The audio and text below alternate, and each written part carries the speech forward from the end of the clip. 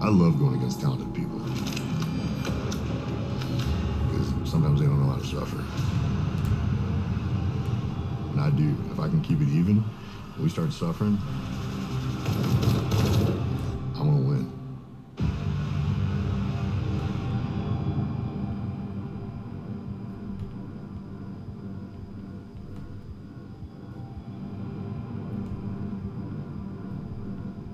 Someone looks at my background and they go, you know, college football player, NFL, Navy SEAL, entrepreneur, also they think this is some talented man's journey, but the truth of the matter is I'm not talented, and that's my gift. I'm much more an everyman than most people think. People ask me all the time what the hardest thing about training was. What was the hardest thing about SEAL training? And everybody's gonna have their own answers to that, because Buzz is gonna find what you're not good at and it's gonna break you on it. For me, it was running. I don't know that many of us know just how much we can do, and I think we owe it to ourselves to run that full measure. And for me, elite is this, it's just a little bit further than excellence. It's a little bit more than what you thought you could do yesterday. You look at great athletes, you look at some of the most amazing leaders I've been around, and the one thing that distinguishes excellent from elite to me is, are you done or are you not done? If you're done, you can be excellent, and that's the most you can be, and that's really good. There's no reason to be apologetic about that. But if you're not done, you have a chance to be elite. And elite's just a little bit more than what you thought you could do before you got to excellent. Because to me, that's being a steward of your time. If you have time left, you ought to see just how far you can go with the gifts that God gave you and the people that God surrounded you with.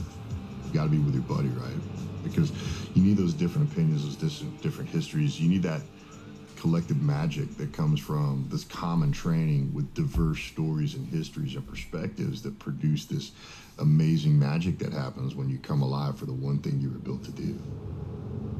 And then we desperately need the person next to us. Because there's a bunch of people that get to where they said they were going to go, and they high five and they hug and they celebrate. They do all these things, and they should. I mean, you should acknowledge that. And then they're done. You know, they did it. That's it. Excellence is quantifiable. It's measurable. It's an X on a map. It's a thing you can get to. You can plot it. You can chart it. You can draw it on the whiteboard. Elite is this mythical ridgeline that's just a little bit further than that, right? And there's a party who goes, hey, what's that? Life is very much this series of pick a high ridgeline and then try, fail, fix, try again. And you just do that over and over again. And it's really hard to do that when you're wandering. But if you're patrolling and if you're moving towards a target, if you're moving towards something that you decide is important to you and important to what you stand for, then that's just the process.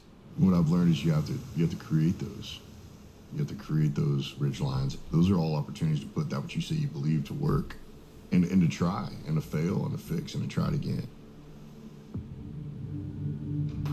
You know, special operations training, regardless of ours, Rangers, Marine Corps, SF, you know, selection, PJ's pipeline, all this other stuff, it truly is all about how much you want to suffer. And I'm not a masochist. I don't like suffering for suffering's sake. There's got to be a reason that helps you pull through that resistance. And for me, suffering has always been the barometer for someone's ability to do great things. Can they suffer? Are they willing to suffer? I'm gifted at physical suffering. That's just, you know, my singular athletic gift is I can just take tremendous amounts of pain. I can just take a lot of punishment, right?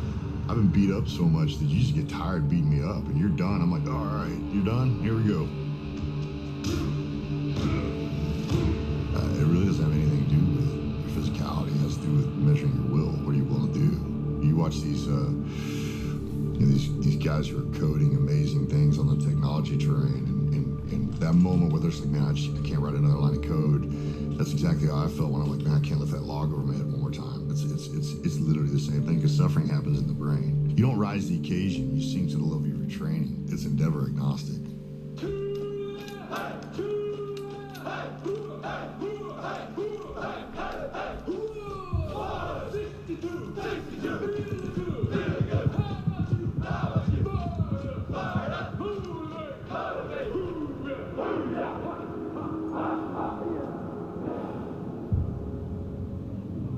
David is such a great lesson in passion and authenticity and asking for grace. I don't know that you really know how to pray unless you read Psalms, because when you read Psalms, you're able to pray in a much more honest and raw way. Aside from Christ, David is perhaps the most encouraging biblical figure that we go back to because of his fallibility. I mean, just he was a train wreck. David was every crash and burn that we've seen in the last 50 years in sports, politics, and business. It's all rolled up in one guy. But what I think saved David all the time is that awareness of who he was and that he had been picked and that why he was there. And even though David didn't know it, I think sometimes for so many of us, we're like, we wonder if we're worth it. And we're just like, hey, you do these reckless things because you just don't think you're worth anybody's time anyway. When you have this transcendent, amazing God who makes you know that you are worth it because he created you, it allows you to pick back up, well, man, someone sees something in me. And I think that was, David's great gift was the ability to just believe what God said when God talked about David. In my world, I believe there's a difference between those who relax and those who reload. Both require rest. The difference is intent. You need rest. Everybody needs rest, right? But what are you resting for? Are you resting for the next opportunity to come up with a get-rich-quick scheme or a hack or whatever so you can just rest again? Are you resting so you can return to some high heart ridge line? You look at David and you look at where David made mistakes. It was when he was just relaxing. It was not when he was reloading. And the rest isn't the difference here. Was he trying to get away from the fight? Or was he trying to rest up, get ready for the fight? And every time he relaxed instead of reloaded is when he messed up. And that's when all of us mess up. With the absence of that ridge line, absence of that high heart thing that we're going to. Where I've made my most tremendous mistakes is when I haven't had two things. One, that high heart ridge line that I'm going to, and two, the accountability of others who know that's where I'm going. If I'm missing those two things, I'm about to mess up. And I've been blessed to be able to survive those mistakes. And I've received an abundance of grace that is Davidic in its significance and mass. For me, reloading, I have to work at it, frankly. I have to recognize that there's ways that I'm refilled and replenished and recharged that don't feel productive to me. They don't feel like they're gonna charge me back up, but it's a discipline for me. And I hate to say this, there's times where I don't want to stop what I'm doing and go watch my daughter's soccer game, but there's never been a time where I've gone to watch my daughter's soccer game that I haven't been thrilled that I did. Getting time in the Word and waking up in the morning and intentionally putting yourself in position to be built into, or to either kind of refuel or replenish your body, or to have others pour into you. It's a discipline. And I'm proud of what I've done, and I feel very blessed to have done it and stuff like that. The only thing I don't like about it is sometimes other men go, why, I've never done what you've done. I'm like, what are you talking about? What are you doing? Like, you're raised by a single mom. You helped raise your older brother. I mean, you had so many barriers and obstacles that I didn't have to deal with.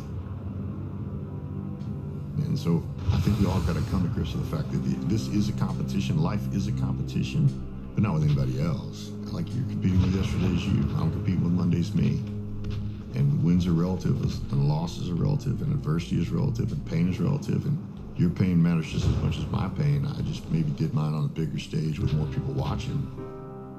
But it doesn't make my experience any different, better, or more meaningful than yours.